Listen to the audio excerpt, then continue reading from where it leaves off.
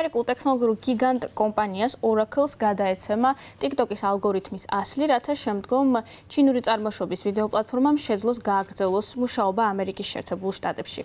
ასეთი არის შეთანხმება, რომელიც რამდენიმე თვიანი მოლაპარაკებების შემდგომ შედგა.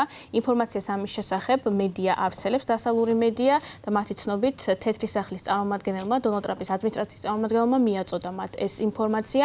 ჯერჯერობით სრულყოფილად არ არის დასრულებული შეთანხმება, თუმცა სავარაუდოდ კვირის ბოლოს შეთანხმებას ხელს მოაწერს ამერიკის შეერთებული შტატების პრეზიდენტი დონალდ ტრამპი. განსაკუთრებულად ბევრი დეტალი ჯერჯერობით არ არის ცნობილი შეთანხმების შესახებ, თუმცა ცნობილი გახდა ის, რომ მონიტორინგის ნაწილი გადაეცემა ამერიკულ ტექნოლოგიურ კომპანიას და ასევე დაფუძნდება ახალი საერთო წარმოება, რომელშიც მონაწილეობას მიიღებენ ამერიკელი ინვესტორები.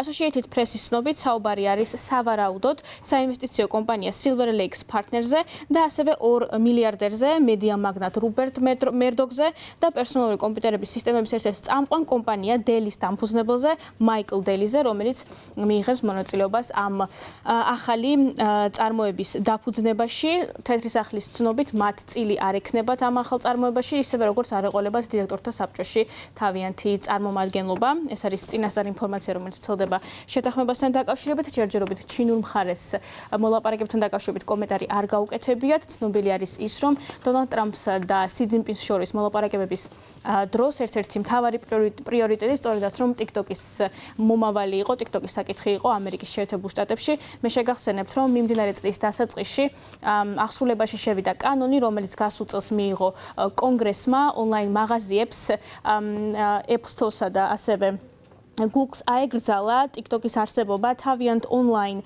მაღაზიებში, რათა აღარ ჩამოეტვირთათ ამერიკელებს ეს აპლიკაცია, თუმცა მათ ვისაც ჰქონდა უკვე ჩამოწერილი მისი გამოყენება შეეძლო.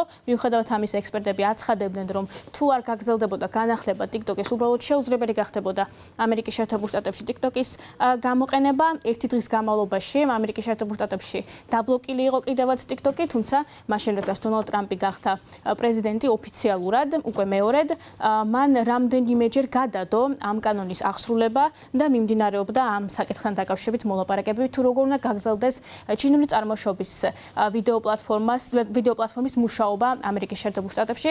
მოგეხსენებათ, TikTok-ი ეკუთვნის ჩინურ კომპანია ByteDance და ამერიკის შეერთებული შტატების მთავრობაში არსებობს ეჭვი, რომ TikTok-ი გადასცემს ამერიკელი მომხმარებლების მონაცემებს ოფიციალურად ჩინეთის მართლ ხელისუფლებას, თუმცა კომპანია ByteDance-მა განაცხადა, რომ ეს არის დეზინფორმაცია.